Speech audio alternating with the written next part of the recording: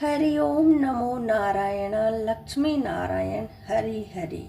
आप सबको पापा कुसा एकादशी की हार्दिक शुभकामनाएं। आज इस वीडियो में जानेंगे पापा कुशी एकादशी की संपूर्ण व्रत कथा। इस कथा को आप अवश्य सुने और ध्यान पूर्वक सुने और अंत तक सुने। अस्मिन शुक्ल पक्ष की एकादशी पापा कुसा एकादशी के नाम से जानी जाती है। यह व्रत दशहरे के अगले दिन रखा जाता है। मान्यता है कि इस दिन एकादशी व्रत के प्रभाव से भक्तों के सौभाग्य में वृद्धि होती है और उन्हें मोक्ष की प्राप्ति होती है। यह एकादशी 13 अक्टूबर को है, तो इसका पारण का समय, व्रत कथा और इसका क्या महत्व है, संपूर्ण जानकारी सुनेंगे। पापा कुसा एकादशी का शुभ मुहूर्त है। पंचांग के अनुसार अस्मिन शुक्ल पक्ष एकादशी तिथि की शुरुआत रविवार को 13 अक्टूबर 2024 को सुबह 9:08 से हो रही है।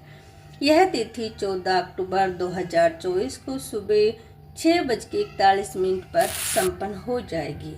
उदय तिथि में पापा कुसा एकादशी व्रत 13 अक्टूबर 2024 को रविवार को रखा जाएगा।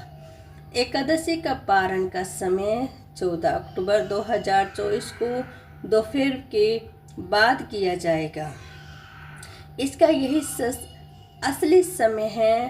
पापा कुसा एकादशी रविवार 13 अक्टूबर 2024 को और उसके पारण यानी व्रत तोड़ने का समय है 14 अक्टूबर दोपहर 1:16 से दोपहर 3:34 तक रहेगा।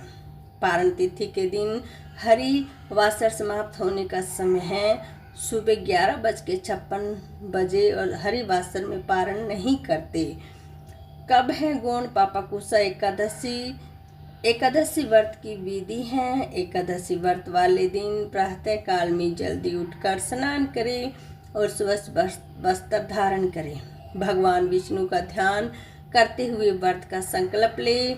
भगवान विष्णु की मूर्ति या चित्र को इत्र, फूल, दीपक और नैवेद्य अर्पित करें, उसकी पूजा करें।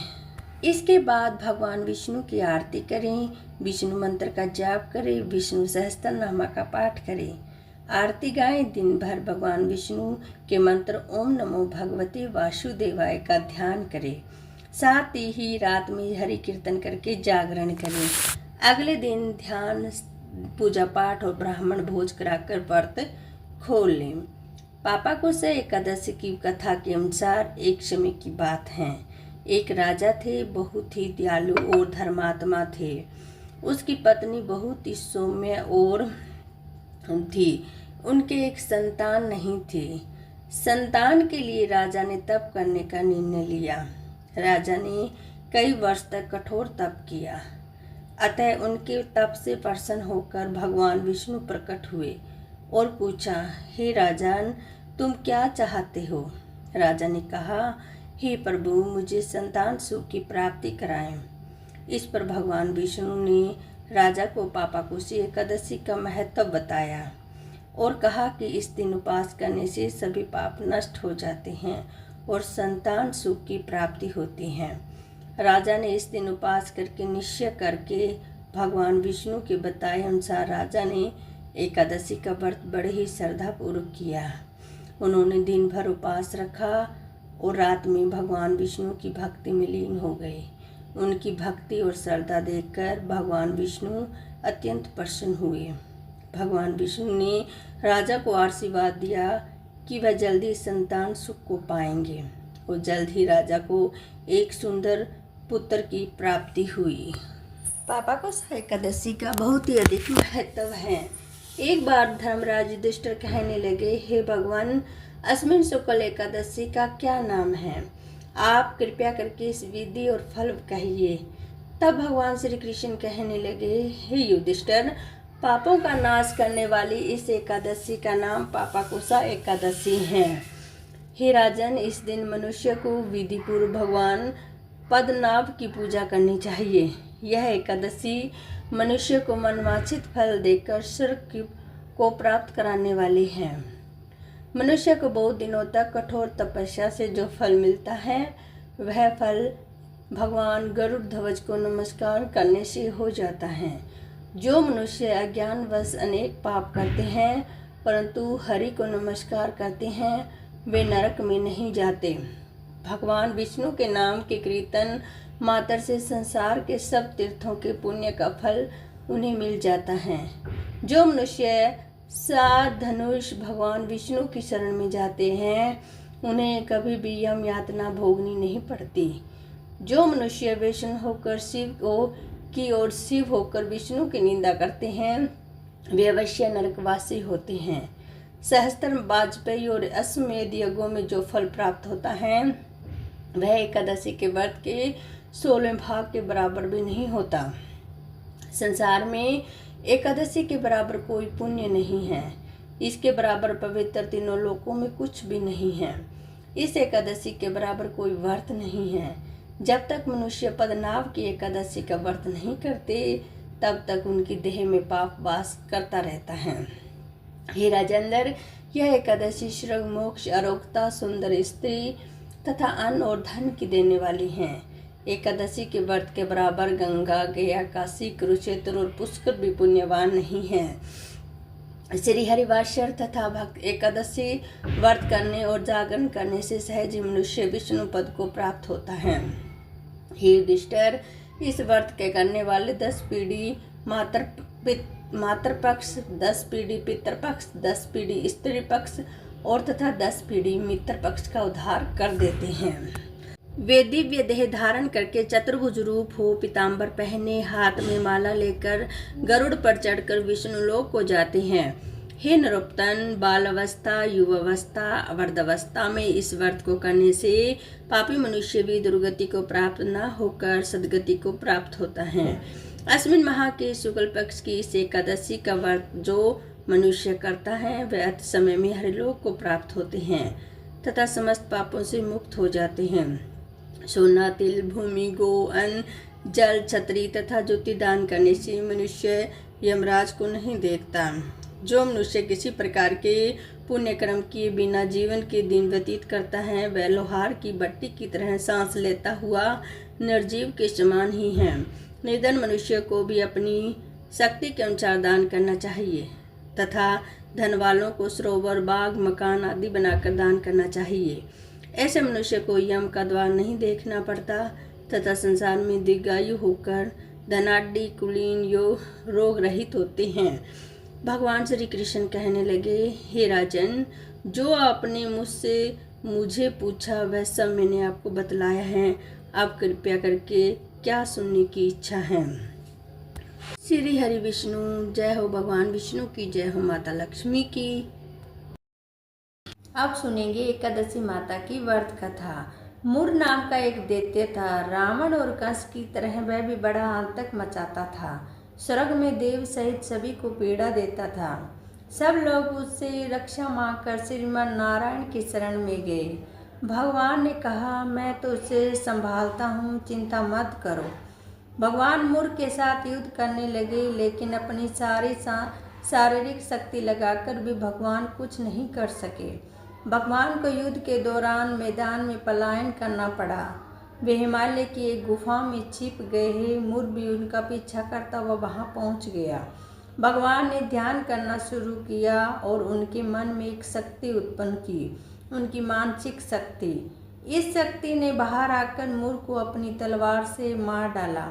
हम जानते हैं कि शरीर में 10 इंद्रियां हैं, 5 ज्ञानेंद्रियां हैं और 5 कर्मेंद्रियां हैं। 11वीं इंद्रिय है मन। संस्कृत में शब्द का अर्थ है 11। चूँकि वह देवी उनके मन और भगवान की 11वीं इंद्रिय से निकली थी, इसलिए भगवान ने उन्हें एकादशी के नाम से पुकारा। एकादशी माता की उत्पत्ति का दिन उनके नाम से ही जाने लगा। माता एकादशी के अंतिम चरण के दौरान उत्पन्न हुई थी। इसे जयंती कहते हैं और उन्होंने द्वादशी के पहले चरण के दौरान दैत्य को मार डाला था। इसे समृद्धि कहते हैं। भगवान ने घोषणा की कि एकादशी के दौरान देवी के इस महान कार्य के कारण पूरे जगत में कोई भी पाप नहीं करेगा।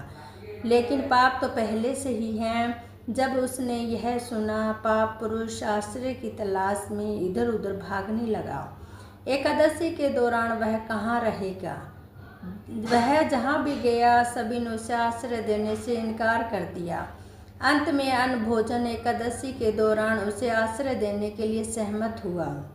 यानी कानी च पापनी ब्रह्म हत्या दिकानी चे अन्माश्रित सर्वाणी तिष्टि हरिवासरे अघ्य से केवल बुढ़ते हरिवासरे। तो एकादशी के दौरान सभी पाप भोजन में आश्रय लेते हैं। जो कोई एकादशी के दौरान भोजन करता है वे पाप उस व्यक्ति में प्रवेश करेंगे और रोग समस्या हानि परेशानी इत्यादि बन जाएंगे। एकादशी देवी की विष्णु कन्या भी कहा जाता है क्योंकि वह भगवान विष्णु की मानसी पुत्री हैं। उनकी मूर्ति पूरी जगन्नाथपुरी तथा द्वारिका धाम में है।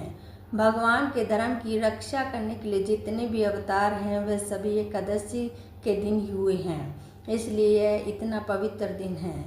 ग्वालन मुनि का भद्रशील नाम का एक पुत्र था। भद्रशील ने छोटी सी उम्र में एकादशी व्रत करना शुरू कर दिया था। मुनि ने उन्हें ऐसा करने के लिए कभी नहीं कहा था कि एक बार मुनि ने भद्रशील से पूछा कि उन्हें इस व्रत को करने किसने कहा था। भद्रशील ने कहा, मैं कई जन्मों से एकादशी व्रत करता आ रहा हूँ। आमतौर पर किसी को भी पिछला जन्म याद नहीं रहता। जब तक आप माँ के गर्भ में होंगे तब तक आपको पिछले जन्मों की याद रहेगी, लेकिन जन्म से ठीक पहले वह स्मृति मिट जाती है। लेकिन भद्रशील को अपने पिछले जन्म की याद उस समय भी थी। वह एकादशी व्रत की शक्ति थी जिसे वे पालन करते थे। वे पूर्व जन्म में एक धर्मकीर्ति नामक राजा थे। धर्मकीर्ति बहुत ही क्रूर था, उसे कोई पसंद नहीं करता था। ऐसा कोई पाप नहीं था जो उसने नहीं किया हो। एक बार वह अपने सैनिकों के साथ शिकार पर गया। उसमें एक हिरण को देखा और उसने सैनिकों को उस हिरण के चारों ओर घेरने के लिए कहा। राजा ने कहा, जो भी हिरण को भगाने देगा उसका पूरा परिवार मार डाला जाएगा। हिरण ने यह सुना तो सोचा, बेचारे सैनिक, तो मैं उनसे भी किसी को भी कुछ नहीं होने दूंगी। हिरण राजा के पास निकल भागा। राजा ने हिरण का पीछा किया। सूर्यास्त होते राजा एक घने जंगल के अंदर फंस गया। हिरण कहीं दिखाई नहीं दे रहा था। राजा ने एक पेड़ के नीचे रात बिताई। उसने दिन भर कुछ भी नहीं खाया था।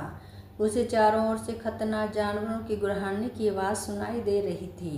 वह सो नहीं सका। राजा ने डर से श्री हरि परमात्मा से प्रार्थना शुरू कर दिया। फिर सुबह होते ही उनकी मृत्यु हो गई। यमदूत आए और उसे यमराज के पास ले गए। यमराज ने पूछा, तुम लोग कहाँ इसे यहाँ क्यों लाए हो? उनका स्थान तो वैकुंठ में भगवान महाविष्णु के बगल में है। लेकिन राजन, यह तो महापापी हैं। नहीं, यह सब चला गया। वह पवित्र हैं। जिस दिन उनकी मृत्यु हुई वह एकादशी थी। उसी दिन भर उपवास किया और रात में जागते हुए श्री हरि का स्मरण किया। उनके सारे पाप दूर हो गए, वे पवित्र हो गए। यमराज ने ईशो में एक श्रवण रथ बुलाया और राजा को वैकुंठ भेज दिया। जब लोगों को इस बारे में पता चला तो वह एकादशी का पालन करने के लिए अधिक उत्साहित हो गई। पितरों के लिए कृष्ण एकादशी विशेष महत्व रखती है। हरे कृष्णा, राधे राधे। अब सुनेंगे तुलसी मैया की कहानी। एक बुढ़िया माई थी। उनकी तुलसी पूजा का नित्य नियम था। वह प्रतिदिन खाना खाने से पहले पूजा करती थी और उसके बाद खाना खाती थी। वह तुलसी माता से प्रतिदिन प्रार्थना करती थी, हे तुलसी माता, हे तुलसी माता, खाण खीर का भोजन दे, पात पतंबर का वास देना, योगियों जैसी मौत देना, सर्प का वास देना, राम लक्ष्मण का कांधा देना, सीता जी का चाल चलावन देना। यह सुनकर तुलसी माता सूखे सूखे जा रही थी। राम लक्ष्मण इधर से निकल रहे थे और उन्हें पूछा, तुलसी मैया, आप सूखे सूखे क्यों हो जा रहे हो? एक बुढ़िया रोज मेरी पूजा करती हैं और वह मुझसे खाने का लड्डू मांगती हैं, खेलने को भाई मांगती हैं, खावन खीर का भोजन मांगती हैं, पाट पिताम्बर का वेश मांगती हैं और आपका कांधा मांगती हैं, सीता जी का चाल चलन मांगती हैं, सर्प का बास मांगती हैं, योगियों से मौत मांगती हैं। बाकी सब तो मैं दे दूं, पर आपका कांधा कहाँ से दूं, और सीता जी का चाल चलन कहाँ से दूं। राम जी और लक्ष्मण जी तुलसी जी से बोले कि आप हरे भरे हो जाओ, हम सब हो जाएगा। कई दिनों बाद बुढ़िया मर गई। लोग इकट्ठे होने लगे, क्यों ले जाने के लिए उसको तैयार करने के उठाने लगे तो इतना भारी हो गई कि लोग उठा नहीं पाए, उसको हिला भी नहीं पा रहे थे। लोग कहने लगे कि बुढ़िया माँ इतनी भारी कैसे हो गई, वह तो देव दर्शन सब करती थी, क्या कोई जादू टोना करती थी तो ऐसी भारी हो गई।